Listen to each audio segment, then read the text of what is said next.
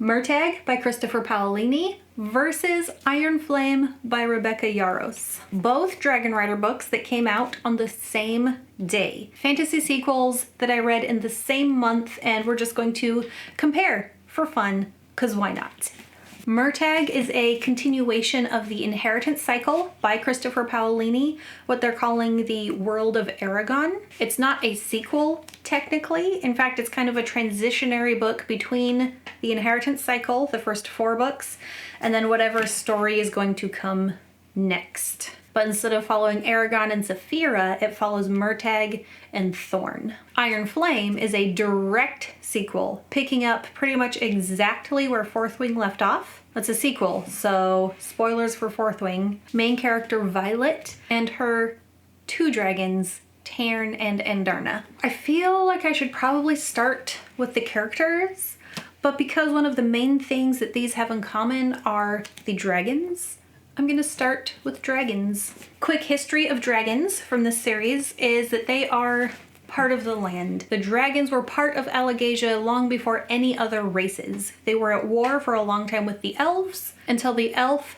Aragon found a dragon egg, bonded the dragon, and thus started the legacy of the riders, later into which humans were added, so a human can become a rider. A dragon can decide whether to give an egg to the cause of the riders to let an elf or a human bond with it, and humans and elves can go visit the egg, see if the little dragon inside the egg likes them and will hatch for them, and they are bonded from the dragon's birth. In Murtagh specifically, his dragon had been captive for, is it over 100 years? It's a long time. And that egg would not hatch for anyone that Galbatorix brought. Galbatorix being the big evil overlord, the emperor, the king. King Galbatorix is king of an empire. Anyway, the egg wouldn't hatch for anyone Galbatorix brought for them. But once Murtagh was kidnapped by Galbatorix and presented to the eggs, little baby Thorn in the egg hatched for Murtagh. From the moment they are bonded, a rider has access to magic. They just have to learn how to control it. If they're a human, they probably didn't know magic before. If they were an elf, they definitely did.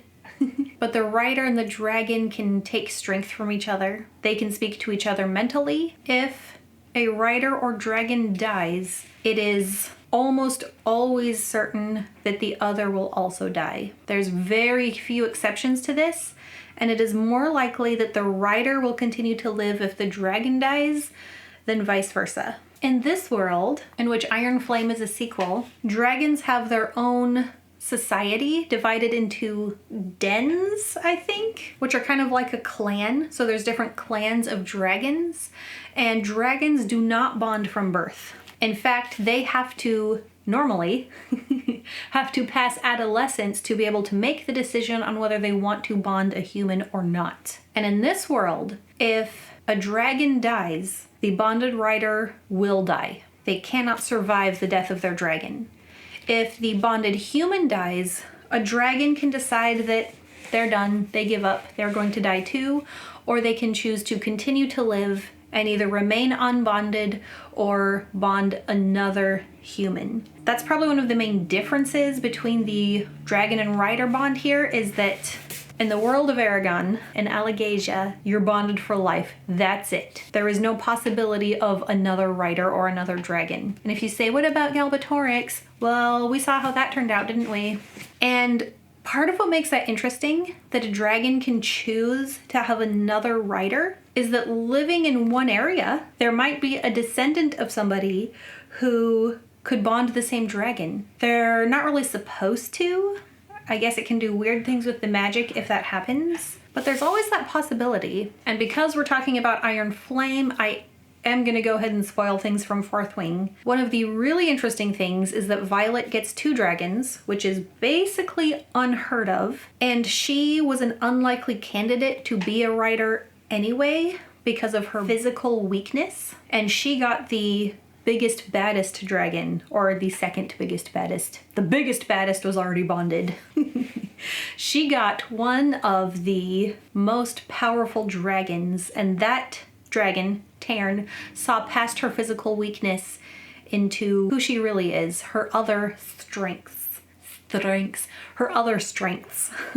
Like her mental capacity, her smartness, She's brave and she's smart, and that's the kind of writer that Taryn wanted. Not only is it weird that Violet gets 2 dragons, which doesn't normally happen, never happens in this world, has never happened in this world that we know of. Her other dragon is one that never bonds humans anyway because of what they are. And I can't remember if it's a spoiler for this book or if we find out in Fourth Wing why it was so unusual for Andarna to bond Violet. But whereas you get baby dragons who bond for life, a dragon in this world, they're supposed to reach a point of an age of maturity where they can fully make that decision. Like how we don't let minors decide to be in the military. They have to be 18 or older. Also, bonded dragons in this world of Allegasia are generally considered to be good. You can anger a dragon, and a dragon will defend and protect its rider, but they're not considered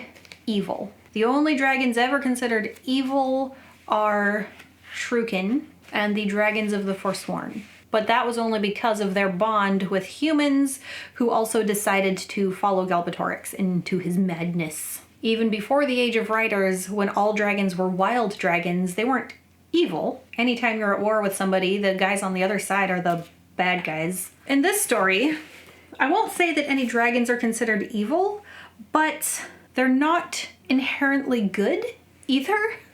The dragons will just kill people. Being around a dragon is dangerous. Sometimes it's even indiscriminate killing. Going to dragon college is dangerous. Trying to bond a dragon is dangerous. Anytime you're around a dragon, you're in danger. Okay, and because these are fantasy books, let's talk about the magic. They both kind of have magic that's just part of the world. It's a natural fact of life. Murtagh, as a character, was not a magic user previously. He had no access to magic until he bonded Thorn. And the way that you access magic in this world is through the ancient language. You can use wordless magic, but it's more dangerous. It's a little more wild. It's safer to harness magic with the ancient language, and Murtagh is not taught much. He's taught a stunted vocabulary, just enough that he can serve the king. Not enough that he can become dangerous to the king and escape and be free. Dragons can use magic, but it's unpredictable. Sometimes they just feel a big feel and can do something, and they can't really explain how they do it. They just do it. Up through this book, we don't see Thorn use magic. And Murtagh has a hard time because he doesn't have a wide vocabulary. The one word he does know that's the most important word in the ancient language doesn't help him that much in this book because there's so much wordless magic going on. In Iron Flame, once a rider bonds a dragon, they have access to lesser magics, little things like pick a lock or magically control your pen or whatever. Once they bond a dragon, they have access to a signet, a main cool magic power that is unique between that rider and that dragon. They don't get it immediately. The potential for their signet is there and it starts to build in them, and they have to manifest their signet before it like burns them out or whatever. It can be dangerous if they don't start to manifest it soon. Violet gets one of the most powerful signets. She gets lightning, and she has one of the more big and powerful dragons, so superpower, yeah. So rather than needing a wide knowledge of magic like you would in the world of Aragon, Violet's challenge is more that she has to learn control and finesse with the one big power that she gets. And she's a little frustrated in this book because in Fourth Wing, the people teaching her were just trying to get her to do more lightning, more power. And in this one, her teacher is like, no, more control. You want to be able to aim your lightning, not just have a big lightning strike at random. At the point that we get to Murtagh's story, the big battle is over. The epic fantasy plot has been accomplished. Evil overlord killed. We start at the beginning of something new. Murtagh and Thorn are on a journey of their own. We don't know what the big plot is going to be here. For them, it's more about their character growth. The pain and the wounds that they took in the previous books are things that they have to deal with now. Now that they're a free dragon and free writer, they're trying to find purpose in their life, trying to decide what kind of writer and dragon duo they are going to be. This one is right in the middle of war. They're always at war. Basgiath War College, they've been at war for a long time. Kids grow up knowing that they'll probably have to serve the war effort somehow. Now in this book, being a sequel, Violet knows some secrets. The war is not what most people think it is. And only very high-level people in the military or high-level scribes, you have to work your way up pretty high to even have a chance of learning what the real fight and the real battle is. The Venin are real! The Griffins aren't the real enemy! Propaganda! I felt like neither one of these had a super strong plot.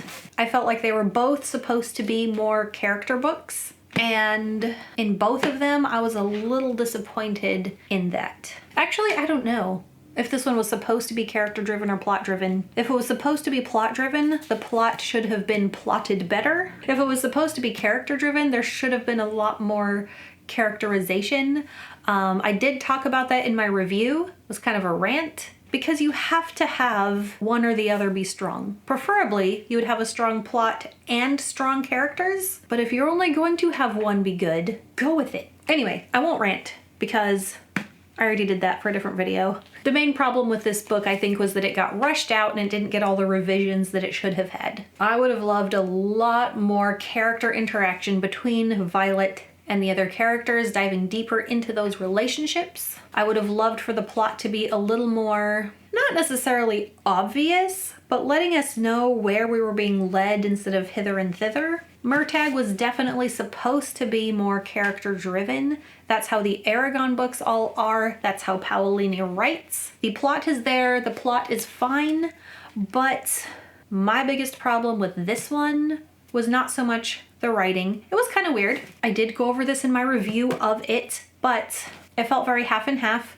First half was the D&D campaign, completing quests that didn't feel very plot driven, and then the second half was entering into more of what's the struggle of the book, what's the main thing we have to go accomplish, and the second half is where it gets really, really hard for Murtagh and Thorn as characters. And I really hated what Murtagh and Thorn had to go through. I was real mad about it. I would also like to compare the reception that these two books got from fans. I mean, people were so excited about Iron Flame. People waited in line for a midnight book release. Books don't do midnight releases.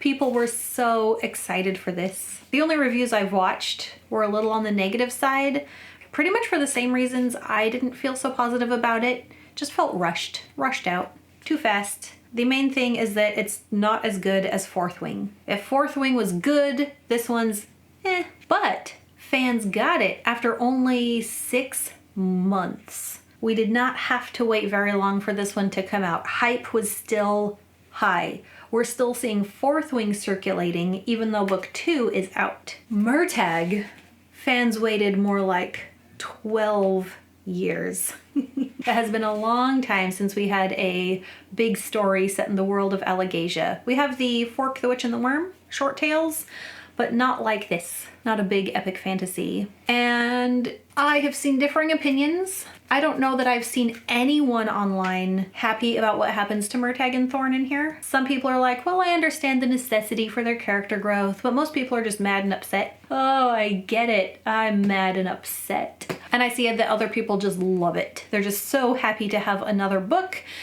and one that follows Murtagh and Thorn. So both of these had a lot of excitement for them and then a bit of disappointment once we got them. I like the art on this one way better. This is beautiful. I'm so happy. The shininess, the color palette, I love it. This one, the art is a little strange. Thorn looks magnificent. Murtagh looks kind of a little weird. I don't know. They both have nice maps. I actually like the map in Iron Flame better. I like all the extra details around the edges. So, what is the longest you have ever waited for a book, and was it worth it? Let me know, and I'll see you back here for more videos. Bye.